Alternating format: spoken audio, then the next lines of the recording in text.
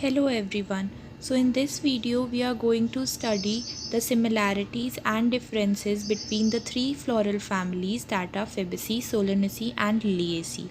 Okay, so starting with the differences, we have Fabaceae family which includes trees, shrubs and herbs, all the three.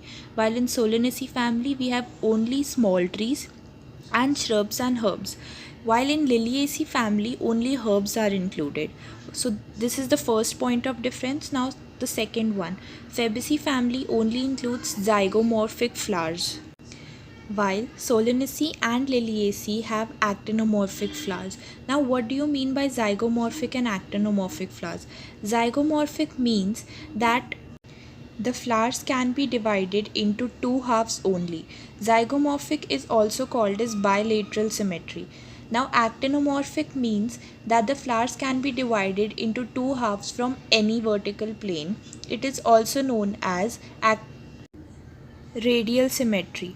Okay, so coming to the third point. Now Fabaceae and Solanaceae include dicotyledonous plants while Liliaceae has monocotyledonous plants. So on this basis you can determine that dicotyledonous plants, that is Fabaceae and Solanaceae family, has reticulate venation while Liliaceae family have parallel venation. Whatever are the differences between dicotyledonous and monocotyledons are the differences between Fabaceae, Solanaceae and Liliaceae. Fourth point says that Fabaceae family has racemose inflorescence while Solanaceae and Liliaceae have cymose inflorescence, which means that Fabaceae family's main flower axis continues growing while it bears the lateral branches, while Solanaceae and Liliaceae families are solitary, that is, their flowers are solitary, which means that the main axis terminates into a flower and the lateral axis grows like the main axis. Next point, in Fabaceae family, calyx has imbricate estivation while corolla has vexillary estivation. Now estivation means the arrangement of the calyx and corolla in a flower. So in Fabaceae family, the calyx and corolla have different estivations, while you can see that in Solanaceae and Liliaceae family, the calyx and corolla have same estivation, that is in Solanaceae it is valvate estivation, in Liliaceae the calyx and corolla are fused, which is known as tepals, and they have valvate estivation. So calyx has imbricate estivation. Imbricate estivation is the kind of estivation in which the flowers, the petals overlap each other but not in any particular direction. Now vexillary estivation means that the petals are arranged in a kind that one petal is known as standard posterior petal, then two petals are known as lateral petals, that is known as wings, and the last two petals are fused and they are anteriorly present and called as keel. Now Solanaceae family and Liliaceae family has valvate estivation, which means that the flower, that is the petals, are fused with each other end to end.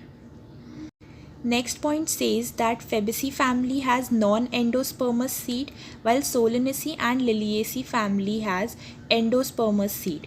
So generally the dicotyledonous have non-endospermous seed only, but as you can see that Solanaceae has dicotyledonous seeds but still it is endospermous. Now non-endospermous and endospermous means that non-endospermous specifically means that the plant does not have any food reserve and all the food reserve has been utilized by the plant during the growth, while endospermous means that the plant has some kind of reserve food material left.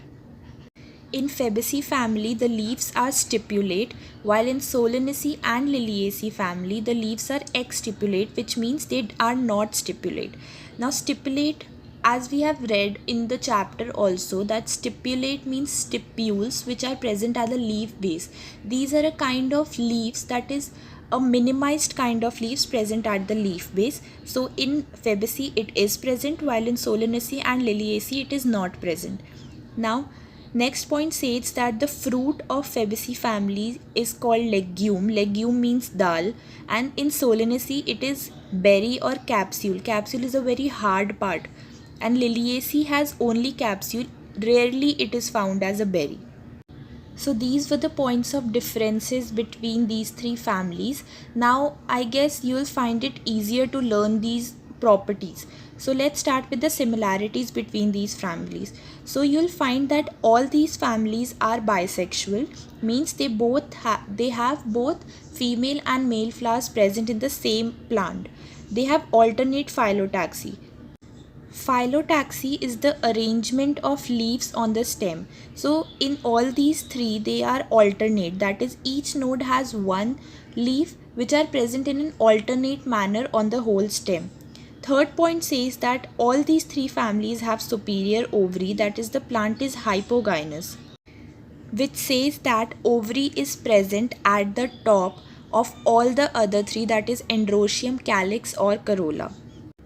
So these were the points of similarities and differences between the three families. I hope you understood it well. Thank you for watching the video. If you like the video, do hit the like button and also don't forget to subscribe the channel. Thank you.